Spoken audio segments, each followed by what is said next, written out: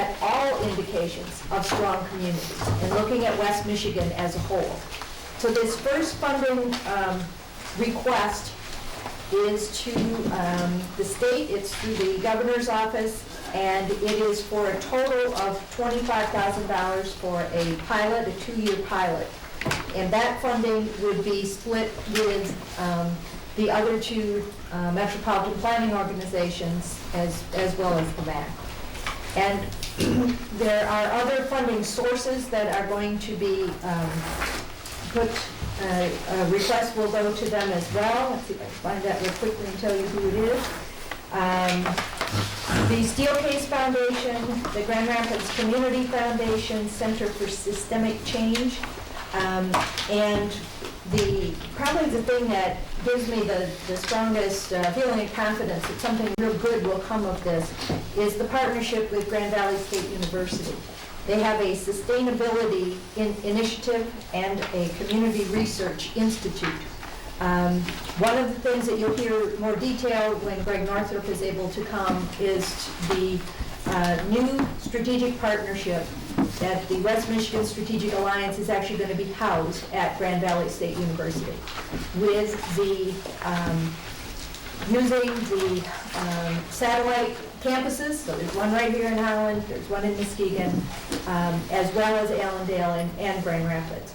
But it's time, the Strategic Alliance has done some very significant things, but it's time for it to be really institutionalized throughout the whole community, and I think this is the right way to have that happen.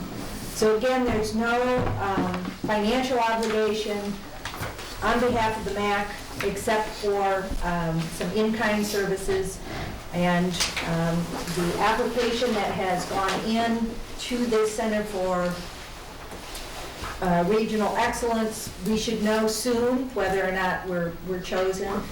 Greg Northrup is following this closely, so we didn't just send in a written proposal. It looks like we being all of West Michigan, standing in a very good chance of getting this funding, and then that would be multiplied with some of the other funds. So it's taking a look at, back to the study session that we had last month, of how do we have good indicators of where we really are standing, and I think this is a good way for us to get to that. I'd like you to at least, or to definitely look at this resolution with me. So we don't have the pages numbered. I don't know how to tell you just where it is, but on this topic, there is kind of small here, okay, of that topic. And it looked to me, this wording has been approved by the Grand Valley Metropolitan Council Board, the Muskegon MPO Board, the West Michigan Strategic Alliance, and on behalf of you, we did submit this as well.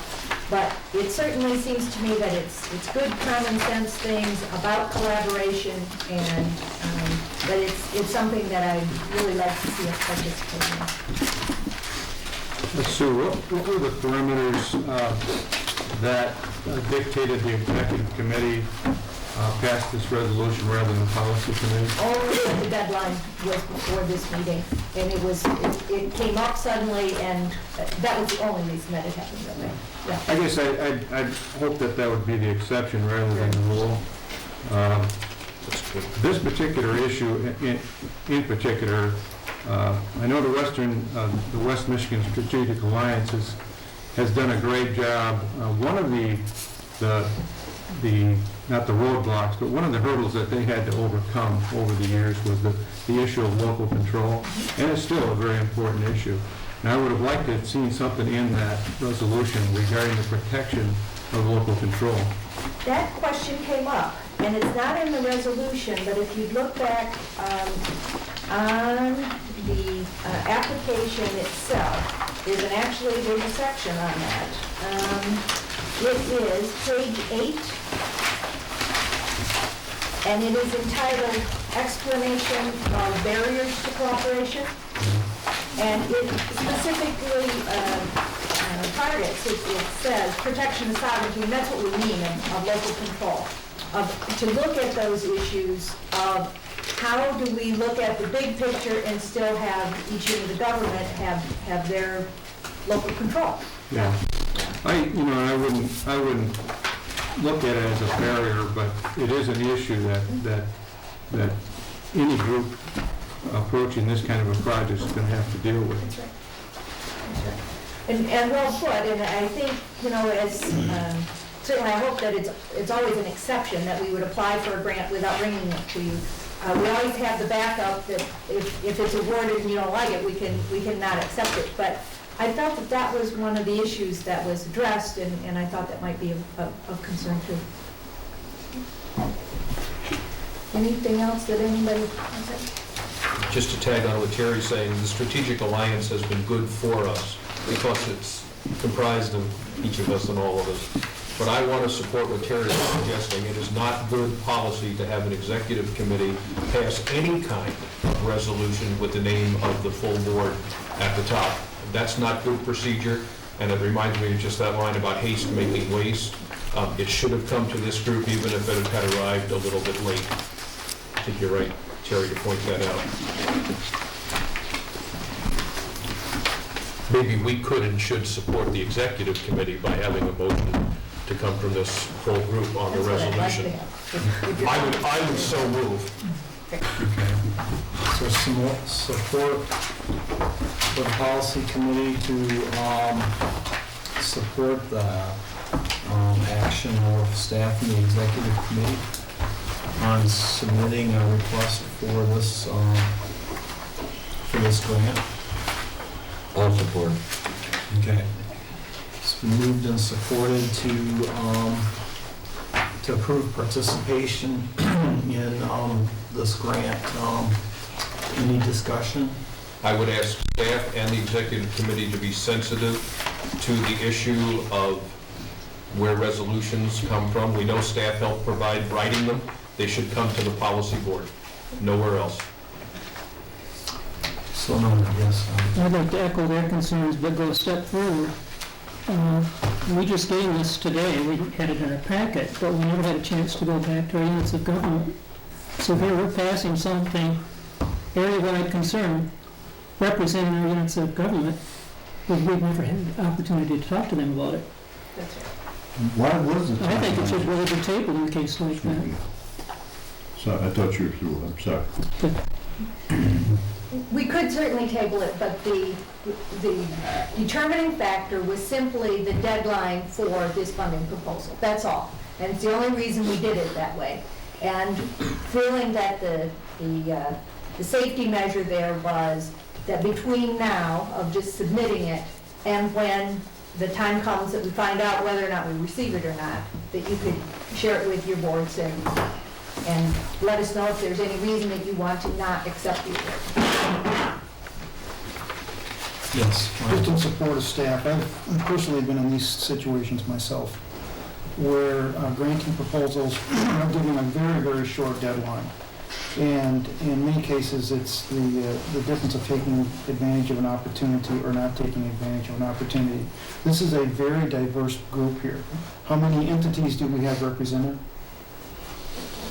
14? 13. So not even trying to work through one organizational bureaucratic system to try and pull it together for 13 with a very, very short time period. I commend staff for coming to the executive board and asking, as leadership of the policy board, to step up to the plate and say, review this, and then go to the policy board and see if they are willing to bless it. If not, they can reject it, and they can pull the proposal. Wayne, I'm not suggesting you're wrong at all. I want to support what you're saying. A letter from the executive committee with the application could have sufficed. A resolution Good point. by title should come from the full policy board. Don't disagree. Okay, motion on the floor. Any other comments? Could we take an individual vote on this? Yeah, I guess we can. Sure. You want a roll call vote? Which one? Sure. I'll call off the names. Okay. June Chimpasek. Yes. Bob Dykeis. Yes. Blaine Cook. Yes. Hannes Myers, Yes. Randy Brink, No. John Cravens, Yes. Les Hoagland, Yes. Al McBurrows, Yes. Al McGeehan, Yes. Al Meyer, No. Terry Nienhuis, No? Keith Potter, No. Amanda Price, Yes. Gord Scrotenborough, Yes. Ed Steelstra, Yes. Steelstra, I'm sorry, I can't pronounce your name right. I'm sorry, it was a yes. Yes. And Dave Vanderpool. Yes. So there were 4 no. Okay. Yes, the motion passed. Okay, anything else with West Michigan Strategic Alliance? No, but I will invite Greg Mark to our next meeting so that you can hear more of the details of what's happening, because there will be at least one other significant funding proposal that will be coming your way, and it'll be coming pretty soon. So he will, and if the deadline comes sooner, I will make sure that you are all contacted directly. Okay, then we'll move on to number 7, the administrative matters. The monthly financial report was included in your packet, and October 1 through November 30, 2005, so 2 months worth. Sue, do you have any comments, or is anyone, I guess Sue can make some comments, and then anyone that has a question can ask you, Sue. We're right where we should be as far as the budget projections. I'm not aware of any major problems coming up. There will be a report, I believe we'll schedule it for next month. As far as our audit report, the audit is finished and there were no significant findings, no corrected actions we need to take. But as we always do each year, the auditors will come in and make a report to you next month. Are there any questions about our financials? Okay, then the next meeting is scheduled, the regular scheduled meeting is January 23, 2006 at Fillmore Township. And I guess we'll see what we come up with a study session, we have that, and what else we would like to do. Yes, Blaine. Just one other, Do we have your attention, please? one other opportunity, I guess you could call it that. I would like to make available to this group at some point in the future a study session and have Allegheny County post that study session. And what I would like to do is have this group meet at the Human Resources Building at the Dumont Complex. And I'd like to offer to this group the opportunity to see Allegheny County's transportation system in action. And the reason I'm saying that is, what I'd like to offer is that this group meet there. The transportation system would then take us downtown Allegan, so you could tour a public institution that is being currently challenged, and that is the county jail. And not only the challenges that face that institution, but also the issues of funding public institutions such as a county correctional system, and then come back to the Human Resources Building for our formal meeting. Sound interesting? I think you would find it very interesting, if you haven't been on a tour before. Will it be warm?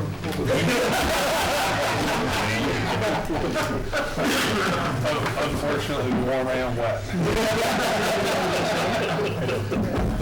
So, we'd like to consider that, so, note on your coming agendas where the things will be, so. Does anyone have anything else to bring up? Okay, hearing nothing, I'll declare this meeting adjourned until January 23. Thank you.